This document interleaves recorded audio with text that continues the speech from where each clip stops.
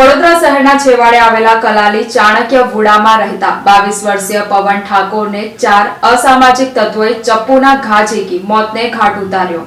ઉપરોક્ત બનાવની વિગત એવી છે કે વુડાના મકાનમાં લગ્ન પ્રસંગમાં ડીજે વાગતું હતું અને લગ્નમાં લોકો નશો કરી ગમે એમ ગાળો બોલતા હતા। તે સમયે કોઈએ પોલીસને 100 નંબર પર વર્દી આપી ડીજે બંધ કરવા જણાવ્યું હતું। ત્યારબાદ પોલીસ આવીને ડીજે બંધ કરાવી જતી રહી હતી। ત્યારે પવન ઠાકોર અને તેના બહેન ત્યાં એના ઘર પાસે બેઠા હતા। એટલામાં વરરાજા પ્રકાશ ચૌહાણ અને તેના માતા પવન પાસે આવીને તું પોલીસ બોલાવી ડીજે કેમ બંધ કરાવ્યું એવું કહી મારામારી અને બોલાચાલી શરૂ કરી દીધી હતી। ત્યારબાદ પવનને છોડાવવા માટે તેની બહેન પણ વચ્ચે પડી હતી। મામલો વધારે બગડતા વરરાજા પ્રકાશ ચૌહાણ તેમજ તેમના ભાઈ અજય ચૌહાણ તેમજ તેઓના 2 અન્ય મિત્રો આવી જતા પવનને ઢોર માર મારતા તે સમય દરમિયાન વરરાજા પ્રકાશે પોતાની લગ્નની કટારી ચપ્પુ વડે પવન પર પેટના ભાગે તેમજ માથાના ભાગે ઉપરા છાપરી ઘા કર્યા હતા। તેઓના ભાઈ અજય તેમજ અન્ય 2 ઈસમો દ્વારા પવનને પકડી રાખી વરરાજા પ્રકાશે ચપ્પુના ઘા મારી લોહીલુહાણ હાલતમાં મૂકીને ફરાર થઈ ગયા હતા। પવનની બહેન બૂમો પાડે એ પહેલા જ પવન બેભાન અવસ્થામાં નીચે પડી ગયો હતો। ત્યારબાદ આજુબાજુ લોકો